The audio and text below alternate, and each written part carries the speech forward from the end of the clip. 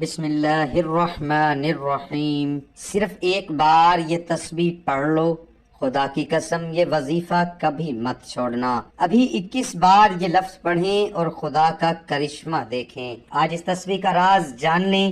جب ہر راستہ بند ہو جائے تو آپ مایوس نہ ہوں، بلکہ یہ ایک آیت اور ایک سورت پڑھ لیں۔ اس وظیفے کو پڑھنے کے بعد آپ خود اللہ کی مدد کو آتے دیکھیں گے۔ آج کی اس ویڈیو میں آپ کو ایک ایسا وظیفہ بتایا جائے گا تو مکمل بھی دیکھیے گا۔ محترم ناظرین، اللہ تعالیٰ آپ کے بڑے بڑے غم ختم فرما دے گا، بڑی بڑی بیماریاں اور جادو جنات سے آپ کی حفاظت فرما دے گا۔ یہ قرآن پاک کی ایک آیت ہے اور یہ کتنی برکتوں والی آیت ہے۔ تقریباً قرآن کی ہر سورت سے پہلے آیت پڑھی جاتی ہے۔ جب یہ آیت نازل ہوئی تو اللہ تعالیٰ نے اپنی عزت کی قسم اٹھا کر فرمایا کہ جو بندہ کسی کام کو شروع کرنے سے پہلے اس آیت کو پڑھے گا، میں اس کے کام میں اس کی مدد ضرور فرماؤں گا اور اسے برکت ضرور عطا فرماؤں گا۔ اللہ اکبر۔ یہ حدیث کا مفہوم ہے، وہ قرآن پاک کی برکتوں والی، رحمتوں والی آیت ہے۔ یہ پڑھتے رہنا ہے اور اس کے ساتھ آپ نے 21 مرتبہ سورۃ اخلاص پڑھنی ہے۔ کسی بھی نماز کے بعد آپ یہ عمل کر سکتے ہیں اور پڑھنے کے بعد پھر اللہ تعالیٰ سے دعا کرنی ہے۔ آپ نے یہ وظیفہ 3 دن کرنا ہے، تیسرے دن ہی آپ کو اللہ کی مدد پہنچ جائے گی۔ پھر اس آیت کو پڑھنا شروع کر دینا ہے۔ اس آیت میں 2 اللہ تعالیٰ کی ایسے صفاتی نام ہیں۔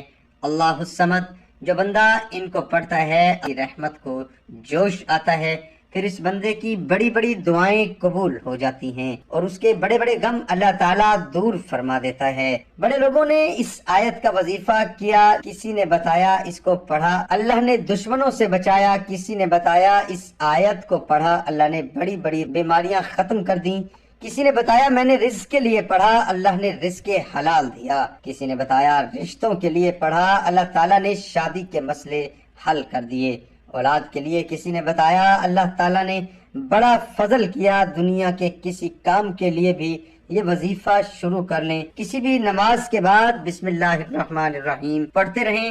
اس کے بعد آپ نے 21 مرتبہ سورۃ اخلاص پڑھنی ہے اور بعد میں اللہ سے دعا کریں۔ یہ وظیفہ آپ نے 3 دن کرنا ہے، آپ حیران رہ جائیں گے۔ اللہ تعالیٰ آپ کے ہر کام کو آسان کر دے گا اور آپ کی دعاؤں کو پورا فرما دے گا۔ ضرور پڑھیے گا۔ اس کے ساتھ نماز کا اہتمام بھی لازمی کریں۔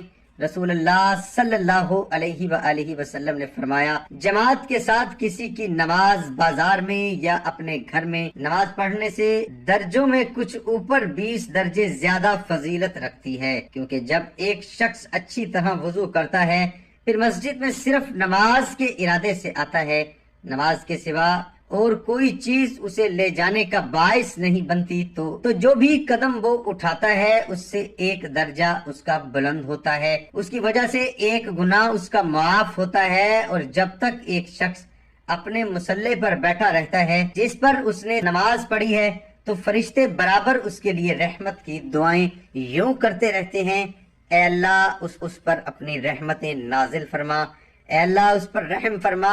یہ اس وقت تک ہوتا رہتا ہے جب تک وہ وضو توڑ کر فرشتوں کو تکلیف نہ پہنچائیں۔ جتنی دیر تک بھی آدمی نماز کی وجہ سے رکا رہتا ہے وہ سب نماز ہی میں شمار ہوتا ہے۔ رسول کریم صلی اللہ علیہ وآلہ وسلم نے فرمایا، اگر لوگوں کو معلوم ہو کہ اذان اور صف اول میں کتنا ثواب ہے اور پھر انہیں اس کے حاصل کرنے کے لیے قرآن دازی کرنی پڑتی تو وہ قرآن دازی بھی کرتے، اور اگر انہیں معلوم ہو جائے کہ نماز سویرے پڑھنے میں کتنا ثواب ہے تو لوگ ایک دوسرے سے سبقت کرنے لگیں، اور اگر انہیں معلوم ہو جائے کہ عشاء اور صبح کی کتنی فضیلتیں ہیں تو اگر گھٹنوں کے بل آنا پڑتا تو پھر بھی آتے۔ رسول اللہ صلی اللہ علیہ وآلہ وسلم نے فرمایا، جس نے اذان سن کر اے اللہ اس کامل پکار کے رب اور کھڑی ہونے والی نماز کے رب محمد صلی اللہ علیہ وآلہ وسلم کو قرب اور فضیلت عطا فرما اور انہیں مقام محمود پر کھڑا کیجئے جس کا تو نے ان سے وعدہ کیا ہے، تو اس لیے قیامت کے دن میری شفاعت ضرور ہوگی۔ محترم ناظرین، حضرت عمر بن خطاب رضی اللہ عنہ کے ساتھ رمضان کی ایک رات کو مسجد میں گیا، سب لوگ متفرق اور منتشر تھے، کوئی اکیلا نماز پڑھ رہا تھا اور کچھ کسی کے پیچھے کھڑے ہوئے تھے۔ اس پر عمر رضی اللہ عنہ نے فرمایا میرا خیال ہے کہ اگر میں تمام لوگوں کو ایک قاری کے پیچھے جمع کر دوں تو زیادہ اچھا ہوگا، چنانچہ آپ نے یہی ٹھان کر ابی بن کعب رضی اللہ عنہ کو ان کے امام بنا دیا۔ پھر ایک رات جو میں ان کے ساتھ نکلا اور دیکھا کہ لوگ اپنے امام کے پیچھے نماز تراویح پڑھ رہے ہیں، حضرت عمر رضی اللہ عنہ نے فرمایا یہ نیا طریقہ بہتر اور مناسب ہے، اور رات کا وہ حصہ جس میں یہ لوگ سو جاتے ہیں، جس میں بہتر اور افضل ہے جس میں یہ نماز پڑھتے ہیں۔ آپ کی مراد رات کے آخری حصے کی فضیلت تھی، کیونکہ لوگ اس نماز رات کے شروع ہی میں پڑھ لیتے تھے۔ محترم ناظرین، گزارش ہے کہ نماز کا اہتمام لازمی کریں، کیونکہ نماز پڑھنا ہر مسلمان مرد عورت پر فرض ہے۔ اللہ تعالی ہم سب کو 5 وقت نماز باجماعت ادا کرنے کی توفیق عطا فرمائے۔